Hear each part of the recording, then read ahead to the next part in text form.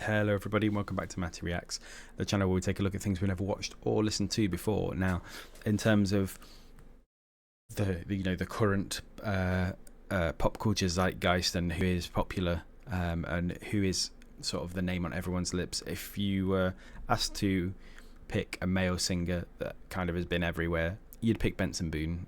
We're covering another Benson Boone song today. So recently we did, I forget what it was called. It was Sorry I'm Here for Someone Else. That's the one. And then he's also, I missed out on it because I've watched other people react to it, but he's also done a cover of Bohemian Rhapsody. Short review of that is I don't think it suited his voice. He was the wrong voice for it. And then now he's released this one, which is Mystical Magical, the official lyric video. Now, when he does songs that are suited to his voice can soar. Like, obviously, Beautiful Things. Some people, I saw some reviews of it or some reactions to it where people were like, oh, it's really screechy, I don't like it. But, if you're the kind of person who doesn't like distortion on a voice, maybe you won't like his voice. But I'm the kind of person who does like a little bit of distortion on a singer's voice. So I quite liked it. So we're going to take a look at Mystical Magical and see what this one's got in for us.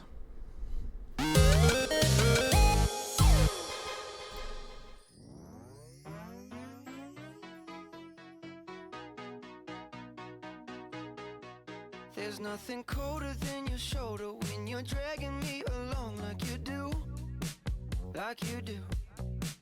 And then you switch up with no warning, and you kiss me like you want it. How rude, how rude. But I kinda like it anyways. I don't mind if this is gonna take a million days. Okay. I know you'll come around to me eventually. If you sit back, relax, enjoy my company, my company. So this is a little bit more sort of chill.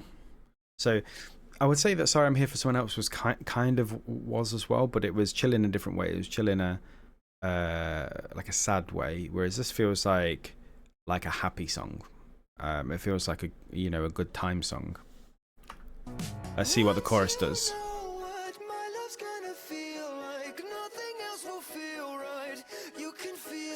Oh, is this a pre-chorus?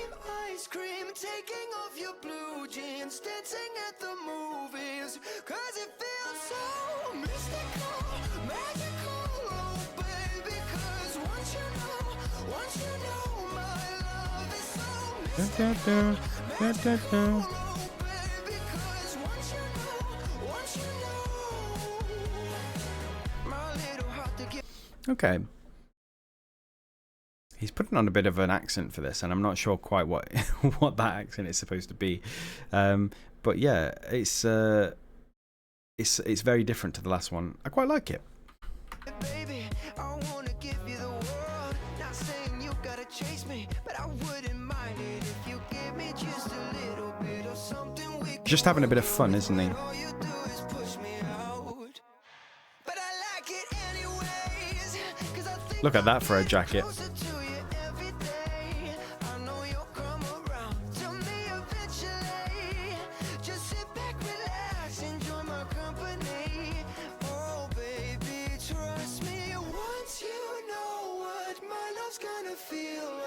Nothing else will feel right. You can feel like moonbeam ice cream taking off your blue jeans. So is he going down there?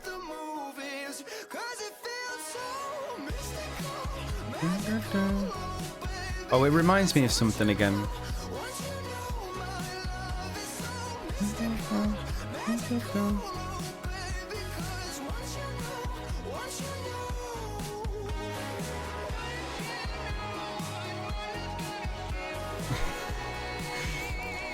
What's really annoying me, right? What's really annoying me is, excuse me. What's really annoying me is, I know it reminds me of something, but when I try and get my brain to remember what it's reminding me of, all I can hear is physical, physical, and it's not that, but it's got the same pattern. What does it remind me of? It reminds me of another song. Oh, I'll see if I can remember.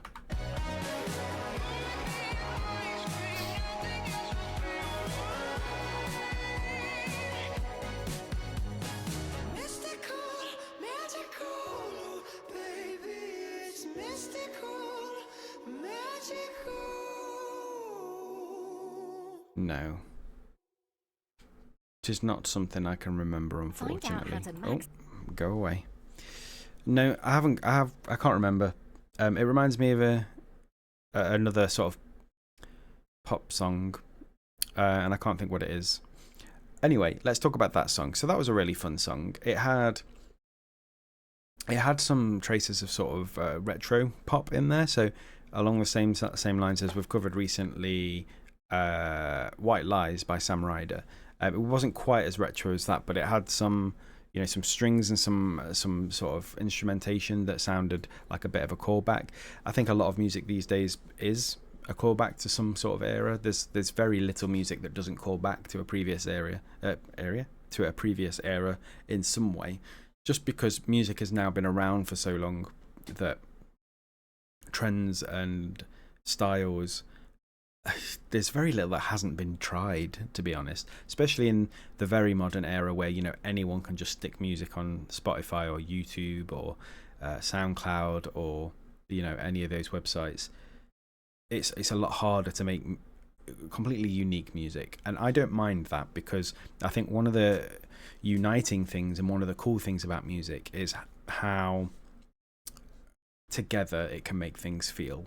Now, that can be people feeling together, or it can be a group of songs that wouldn't otherwise have anything in common, that you can just find a synth sound that's kind of similar, or they've got a similar set of lyrics, or they have the same time signatures or the same chord progressions. And I think you can very much get yourself into a headspace or a mood just by listening to music that fits into that. And this is one of those songs.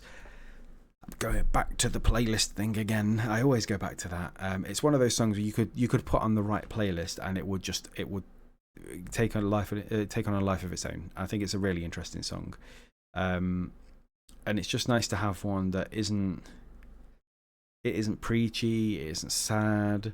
It's just a nice, happy-go-lucky sort of celebratory song, and I like it. So yeah, I'm looking forward to seeing what else he can do, because he clearly has a really good voice. This again is another song that didn't really show off his voice. It's a fun pop song, but it wasn't sort of it wasn't the best vehicle for him in terms of vocally. So we'll have to see, if future songs can go a bit back to what Beautiful Things did for him. But yeah, thank you very much for dropping by, and I'll see you again for another reaction video very soon.